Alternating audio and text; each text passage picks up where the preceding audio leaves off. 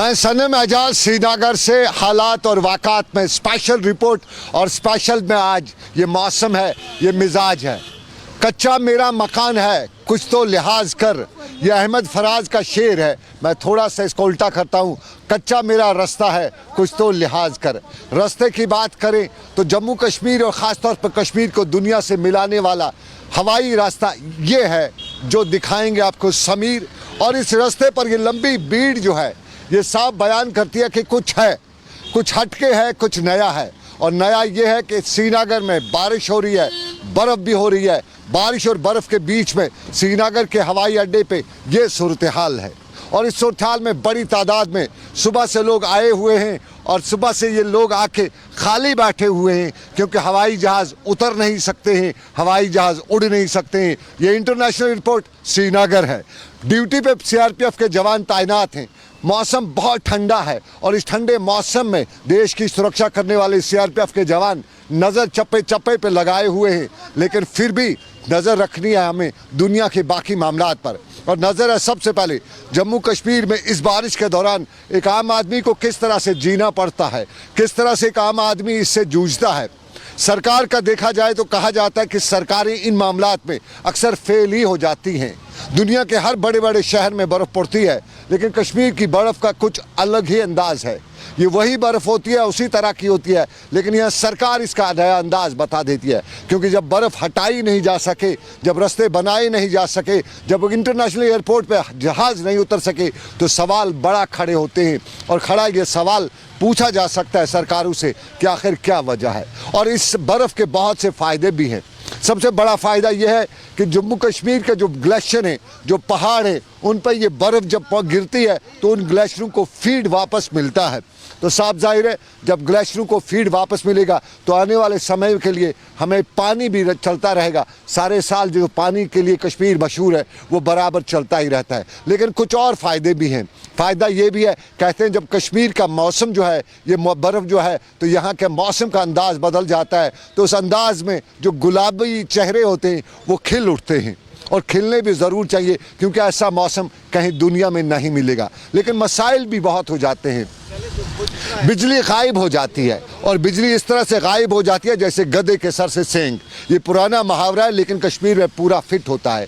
क्योंकि ज़रा सी बारिशें बर्फ़ हो जाती है तो यहाँ तारें खंभे गिर जाती हैं। वो इतनी मजबूत तारें होती हैं कि 2 से 3 इंच की बर्फ़ भी उन तारों को गिरा देती है, उन खंभों को उल्टा कर देती है। और उसके साथ साथ पानी का मसाइल या पानी के मसाइल हम कहें तो पुरानी कहानी है। नाम जल शक्ति बदला गया है, यानी शक्ति तो नाम को दी गई है लेकिन शक्ति अभी भी नहीं आ सकी है।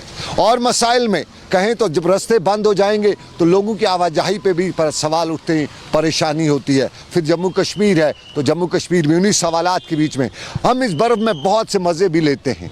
आम कश्मीर का बच्चा इस बर्फ़ में मज़े खूब लेता है। अगर यकीन आए तो मैं ही दिखा देता हूँ। कश्मीर में बच्चे शिन मोहनू का खेल खेलते हैं और शिन मोहनू बर्फ़ का बनाया जाता है। और ज़रा हम भी दिखाएंगे, ये बर्फ़ है, इस बर्फ़ को बच्चे जमा करते हैं और उसको एक पूरा सा स्ट्रक्चर बना देते हैं।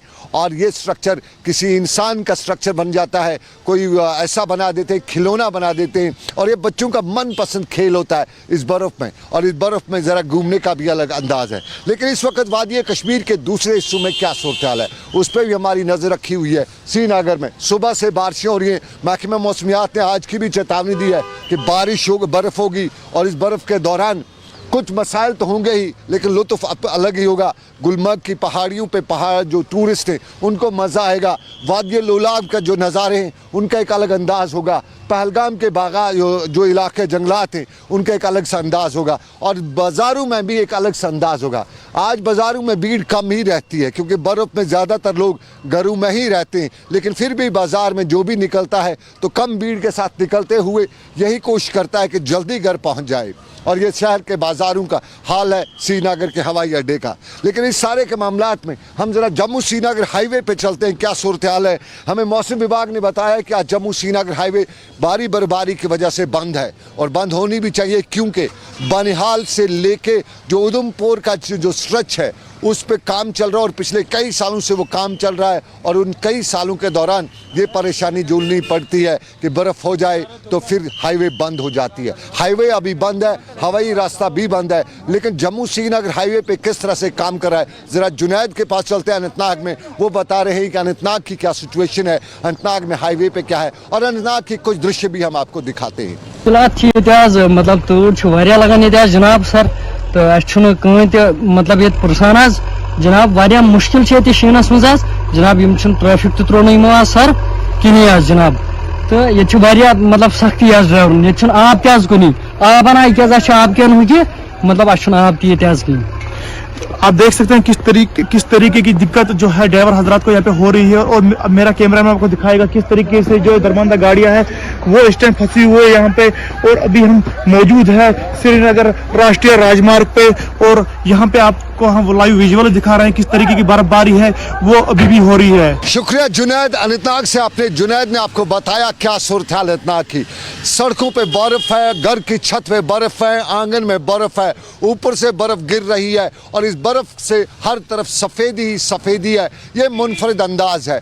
रशिया में भी बर्फ़ पड़ती है, अमेरिका में भी बर्फ़ पड़ती है, अपने यहाँ भी पड़ती है क्योंकि मौसम बर्फ़ का है और इस बर्फ़ के मौसम में जो बर्फ़ पड़ने का नज़ारा होता है ये बहुत ही खूबसूरत होता है।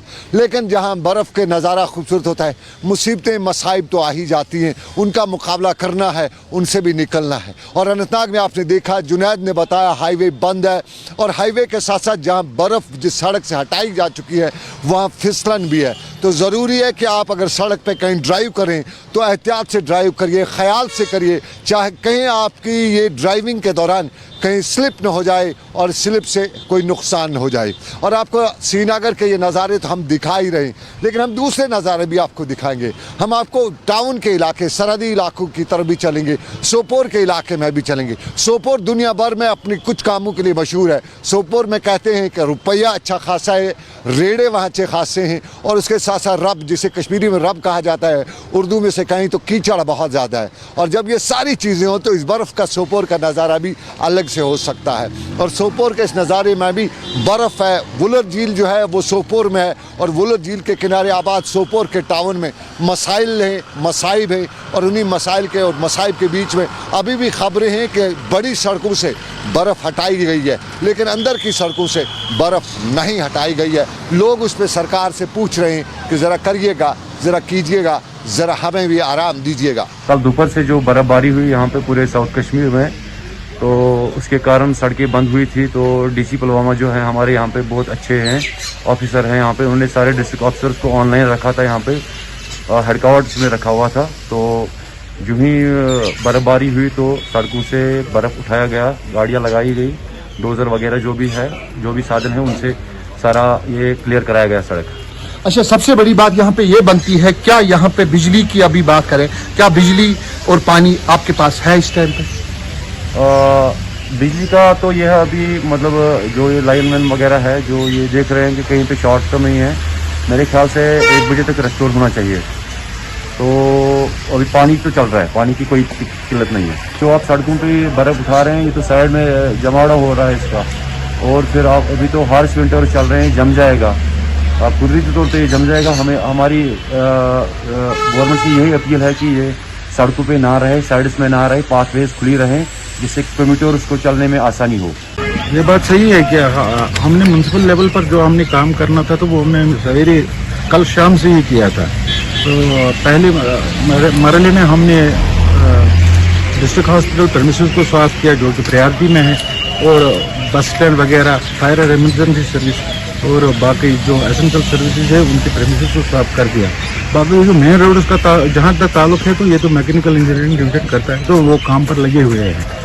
तो रहा सवाल ये जो साइडों में पड़ा है, अभी तो प्रेडिक्शन है तो ये तो स्नोइंग जारी है, जब ये खत्म हो जाएगी तो हम तो इसका भी इलाज करेंगे, ये भी साफ करेंगे। श्रीनगर में हमने एडमिनिस्ट्रेशन को आज ऑन टोज भी देखा। हमने देखा सुबह सुबह ही अभी बर्फ पड़ रही थी, तारों पे बर्फ थी, छत पे बर्फ थी, सड़क पे बर्फ थी, लेकिन श्रीनगर म्युनिसिपल कॉरपोरेशन के कर्मचारी श्रीनगर की गलियों में बर्फ साफ करे थे।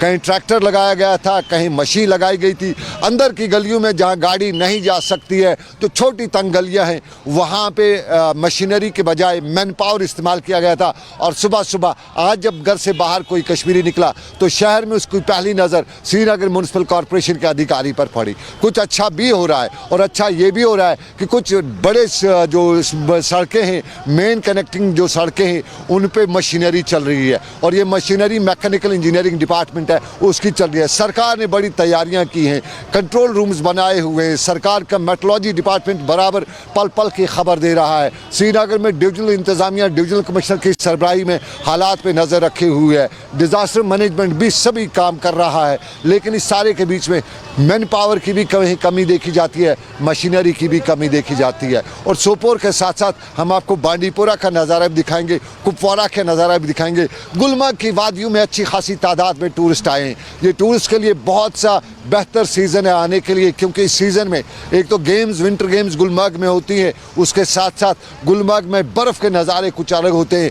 खबर यही कि गुलमर्ग में 2 फुट के करीब भी बर्फ़ पड़ सकती है और वहाँ अक्सर 2 से 3 फुट 4 फुट के करीब भी बर्फ़ पड़ती है। ये बर्फ़ ऊपरी इलाकों में, पहाड़ी इलाकों में अच्छी खासी पड़ती है। श्रीनगर में इस बर्फ़ के साथ हल्की जो बारिश होती है उसकी वजह से ये ज़्यादा जम नहीं जाती है। लेकिन फिर भी अगर अंदाज़ा करें तो ये जो बर्फ़ है, ये अगर कहें तो 1.5 इंच के करीब अभी तक बर्फ़ श्रीनगर में आज कल रात से पड़ चुकी है। तो ये बर्फ़ श्रीनगर में 1.5 फुट, तो अंदाज़ा कीजिए निचले इलाकों में 1.5 इंच है, माफ़ कीजिएगा, श्रीनगर में 1.5 इंच, तो निचले इलाकों में क्या है। खबर हमारे पास है बांडीपुरा में बर्फ़ पड़ी है, सोनमर्ग में बर्फ़ पड़ी है तो अच्छी खासी बर्फ़ पड़ी है, करीबन 1.5 फुट के करीब पड़ी है। वादी लोलाब में बर्फ़ पड़ी है तो 6 से 8 इंच के करीब बर्फ़ पड़ी है। किश्तवाड़ में बर्फ़ पड़ी है तो वहाँ भी 6 से 8 इंच के बीच बर्फ़ पड़ी है।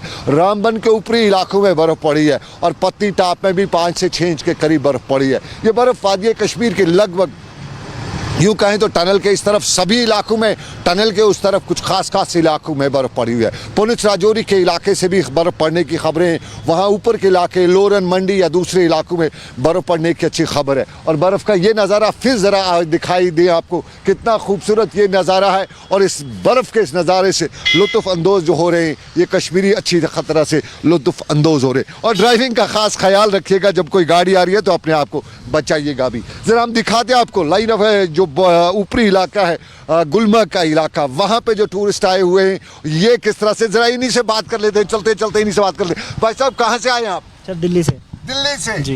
दिल वाले दिल्ली से आए हुए, तो कैसी लगी कश्मीर में बर्फ? कैसे? बहुत खूबसूरत, सुपर एक्सीलेंट, बहुत बढ़िया नज़ारा। पहली बार एंजॉय कर रहे हैं? पहली बार आए हैं और 5 दिन हम यहाँ रहे, 5 दिन हमें स्नोफॉल देखने को मिला। स्नोफॉल देखने को पूरा मजा। जल्दी जा रहे हैं, बैठिए ना अभी। हमारा टूर प्लान खत्म, पैकेज खत्म हो गया। पैकेज खत्म हो गया। चलिए बहुत बहुत शुभकामनाएं। धन्यवाद। तो ये कुछ टूरिस्ट आए हैं श्रीनगर के हवाई अड्डे के बाहर, दिल्ली से दिलवाले आए हुए थे और दिल्ली से आए दिलवाले कश्मीर के इन नज़ारों से लुत्फ़ अंदोज़ भी हो रहे हैं। और आपको नाज़रीन बताएं, जहाँ बर्फ़बारी के लोग मज़े उठा रहे हैं, लेकिन ऊपरी इलाकों में भी बर्फ़ पड़ी है। सोपोर के नज़दीक इलाका बारामूला में भी अच्छी खासी बर्फ़ पड़ी है और कुछ इलाकों से खबर है कि 1 से 1.5 फुट के करीब पड़ी है। मत्सिल में 1 फुट के करीब पड़ी है। टंगडार का रास्ता बंद हो चुका है। सोनमर्ग से उस तरफ के रास्ते सारे बंद हो चुके हैं। यूँ कहें तो कंगन से आगे के सारे रास्ते बंद हैं और जम्मू श्रीनगर हाईवे की अपडेट आपको दिखाई दिया। ये वो कश्मीर है जहाँ आज बर्फ़ का है, मिजाज बर्फ़ का है और बर्फ़ के इस नए मिजाज में या यूँ कहें इसी मिजाज में कुछ मजहट के ही है। JK24 की लाइव नशियात में इस्तकबाल और मैं हूँ आपका मेज़बान तनवीर वानी। नाज़रीन, जिस तरह से कश्मीर घाटी में 2 दिनों से लगातार बर्फ़बारी हो रही है और इससे में महकमे मौसमियात ने पहले ही प्रेडिक्शन दी थी कि 6 और 7 तारीख को मुतवक्का बर्फ़बारी जो है वो बालाई इलाकों के साथ साथ मैदानी इलाकों में होगा। इस तरह से अगर हम कुलगाम के ज़िले की बात करें, जनूबी कश्मीर के ज़िले कुलगाम जो पीर पंचाल की पहाड़ी के दामन के वाक़ा एक गाँव है, डिस्ट्रिक्ट है, और यहाँ पर भी मुसलसल बर्फ़बारी जो है वो कहीं ना कहीं जारी है। और हमारे साथ मुसलसल बर्फ़बारी के पेश नज़र अगर देखा जाए ज़िला इंतज़ामिया किस तरह से मुतरक है, और मज़ीद बात करने के लिए हमारे साथ मौजूद है additional deputy commissioner Kulgam Ejaz साहब। इनसे जानना चाहेंगे कि ज़िले में किस तरह की जो सिचुएशन है वो किस तरह है और कितनी मशीनें काम पे लगाई गई और बिजली का रेस्टोरेशन या निज़ाम है वो किस तरह से है। सर आपका खैर मकदम है। सर ये बताएं कि जो अभी कल से बर्फ़बारी हो रही है ज़िले में, तो किस तरह की प्रिपरेशन हैं वो उसके हवाले से सर बताइए। देखिए, जैसा कि आप जानते हैं कि कल दोपहर से मुसलसल जो बर्फ़बारी हो रही है, इसमें हमारे जो बालाई इलाके हैं, पहाड़ी इलाके हैं, उनमें कोई कहीं कहीं 3 से 4 फुट तक की बर्फ़ गिरी है और जो हमारे पाइन इलाके हैं इस यहाँ पे कोई 1 फुट से ज़्यादा भी बर्फ़ गिरी है।